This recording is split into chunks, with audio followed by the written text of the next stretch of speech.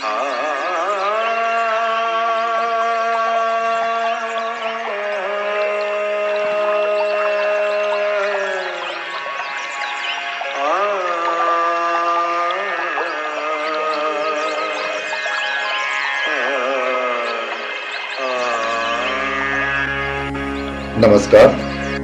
सर्वांचं स्वागत. संगीत समाधी भाग 14. लेखक ब्रह्मलीन योगीराज मनोहर हरकरे. मागील भागात आपण बघितलं होतं की शरीराची शुद्धता काय असते आणि त्यातून राग गायन केल्यानंतर फलप्राप्ती कशी होते. या भागात लेखकाचे काही दिव्य अनुभव आहेत आणि सोबतच जी दर्शने त्यांना झाली ती सुद्धा या भागात आलेली आहे. तर या भागाचं नाव आहे गंधर्व अप्सरा यांचे दर्शन आणि अन्य दिव्य अनुभव. लेखक अर्थात ब्रह्मलीन योगीराज मनोहर हरकरे हे स्वतः योग साधक होते आणि गान साधक होते आणि म्हणून ते गान योगी होते आणि म्हणून त्यांना जे दिव्य अनुभव आले ते त्यांनी या पुस्तकात लिहून ठेवलेले आहेत. गायन करताना जेव्हा गान समाधी अवस्थेत ते जायचे तेव्हा त्यांना आलेले काही चमत्कारिक अनुभव ऐकण्यासारखे आहेत आणि वाचण्यासारखे आहेत. एकदा त्यांनी चंद्रनाडी म्हणजे डावी नागपुडी ही स्थिर ठेवून मार्ग कल्याण राग त्यांनी गायला. त्यांना एक असा अनुभव आला की त्यांच्या भ्रूमध्यातून म्हणजे दोन्ही भुवयाच्या मधून एक तेजोशलाका कडाडून बाहेर पडली आणि तिचा प्रकाश संपूर्ण समोर भिंतींवर वगैरे पडला. हा प्रत्यक्ष त्यांचा अनुभव आहे. तर असे दिव्य अनुभव येत असतात योग साधकाला, गान योग्याला. ते सांगतात एकदा रात्री ते चंद्रकंस गात होते. चंद्रकंस गाताना ते समाधीवस्थेत चालले गेले, अर्थात गान समाधीवस्थेत. देहभानावर जेव्हा आले तेव्हा तंबोरा बंद झाला होता. आसन सुद्धा तसेच कायम होते, म्हणजे बसलेल्या अवस्थेतच ते होते आणि नंतर लक्षात आले की ते समाधीवस्थेत गेले होते.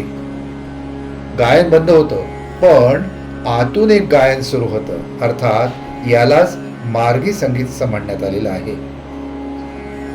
एकदा ते मारवा गाताना त्यांना असा अनुभव आला की ते शरीराच्या वर चालले गेले, शरीर भावाच्या वर गेलेले आहेत, अर्थात शरीर सोडून. मारवा रागाचा असा अनुभव अगदी सहजपणे येऊ शकतो गान साधकाला, कारण मारवा रागाचं मूळ नावच ते आहे मारूह. लेखक सांगतात मारूह, रूह म्हणजे माया, मायेतून वर नेणारा राग मारूह हे त्याचं मूळ नाव आहे. आणि म्हणून ज्या अवस्थेचा अनुभव येणार आहे ती अवस्थाच, त्या अवस्थेचं नावच त्या रागाच्या नावात आलेलं आहे मारूह, मायेच्या वर नेणारा राग. आणि एकदा लेखकाला चक्क एक अतिशय दिव्य असा अनुभव आला की गायन करता करता ते गान समाधीवस्थेत गेले आणि त्यांना गंधर्व अप्सरांची दर्शनं झाली. गंधर्व अप्सरा, साक्षात गंधर्व अप्सरा ही योनी असते आणि गायकांना याचा अनुभव येतोच. गान योग्यांना त्यांना गंधर्व अप्सरांचे दर्शन झाले आणि त्यांचे स्वर्गीय संगीत सुद्धा ऐकता आले. तर ते स्वर्गीय संगीत कसं होतं याबद्दल ते सांगतात. मालश्री आणि चंद्रकंस यांच्या मिश्रणाने जे काही सुरू होईल, जे काही राग सुरू होईल त्या रागाचे स्वर घेऊन कुठल्या तरी श्लोकांचं गायन ते गंधर्व अप्सरा करत होते. मालश्री आणि चंद्रकंसचं मिश्रण याच्यातून तयार झालेला राग असा असू शकतो सा सा ग म ध नि सा, सा प ग सा, सा ग म ध नि सा, सा नि प ग सा. अशा मिश्रणाचा तो राग असू शकतो जो गंधर्व अप्सरा गात होते. अर्थात हे स्वर दिव्य स्वर होते आणि गांधार ग्रामातले हे स्वर असावेत. त्याच्यामुळे गांधार ग्रामातले स्वर षड्ज ग्रामापेक्षा वेगळे असतात, श्रुतीही वेगळे असतात, पण ते सर्व दिव्य गायन होतं. त्यांच्या दर्शनामध्ये विलक्षण चेतना होती आणि आनंदोर्मी होती. सर्वत्र विलक्षण तेज होते. अर्थात ती एक दिव्य अवस्था होती. शुभ्र गुलाबी असा त्यांचा रंग होता आणि प्रमाणबद्ध शरीर होतं. आणि शरीर सुद्धा कसं, मांसल शरीर, म्हणजे ज्याच्यामध्ये हाडच असू नये असं सुंदर शरीर. आणि ते कसे दिसले लेखकाला, जमिनीपासून थोडे अलगद वर तरंगत असलेले दिसले. आणि ते गंधर्व अप्सरा प्रेम क्रीडा करत होते. आणि सुंदर गायन सुद्धा त्यांचं सुरू होतं. त्यांचे गाल अतिशय लुसलुशीत भरलेले होते. अंगाचा एक दिव्य सुगंध येत होता आणि अंगावर भरपूर अलंकार होते. जरीची वस्त्रे होती आणि त्यांची भाषा संस्कृत सारखी होती. विशेषतः लेखक सांगतात की पश्तो भाषेसारखी त्यांची भाषा होती आणि सर्वत्र तेज पसरलं होतं. नंतर बऱ्याच वेळाने लेखक देहभानावर आले आणि मग त्यांच्या लक्षात आलं की त्यांना गंधर्व अप्सरांचं साक्षात दर्शन झालं होतं. एकदा तर ते गान समाधीत गेले असता, अर्थात गायन करता करता ते गान समाधीत जायचे. त्या अवस्थेत गेले असता त्यांना भगवान श्रीकृष्णाची वेणू अतिशय सुंदर पद्धतीने ऐकायला आली. भगवान श्रीकृष्णाची वेणू म्हणजे गायना व्यतिरिक्त एक वेणू त्यांना ऐकायला येत होती आणि ती वेणू म्हणजे भगवान श्रीकृष्णाची वेणू. असे अनेक अनुभव लेखकाला आलेले आहेत. आणि म्हणून लेखकाला काही कल्पना सुचल्या आहेत की आपण चंद्रस्वर, सूर्यस्वर, सुषुम्ना स्वर यांच्या मदतीने काय काय अनुभव घेऊ शकतो किंवा रागाची फलप्राप्ती कशी करू शकतो. आपण बघितलं आहे की रागाची फलप्राप्ती चंद्र नाडीतून म्हणजे डाव्या नाडीतून, म्हणजे डावी नागपुडी सुरू असताना जर आपण कुठल्या रागाचं गायन केलं तर छान सुंदर अनुभूती येऊ शकते. दाहक अनुभूती असलेली, जसं दीपक रागाचं गायन करायचं असलं त्याच्यासाठी सूर्यस्वर, उजवा स्वर, उजवी नागपुडी यातून केलं, ती स्थिर असेल तर दीपक राग सारखे राग गाऊन आपल्याला अग्नीचा अनुभव घेता येईल, दीपकाचा अनुभव घेता येईल. आणि मधली नाडी जी आहे ती सुषुम्ना नाडी. जेव्हा हे दोन्ही स्वर बंद असतात, चंद्र आणि सूर्य, तेव्हा मधली नाडी सुरू असते सुषुम्ना. परंतु या सुषुम्ना नाडीतून, सुषुम्ना स्वरातून कुठलीही प्राप्ती होत नसते.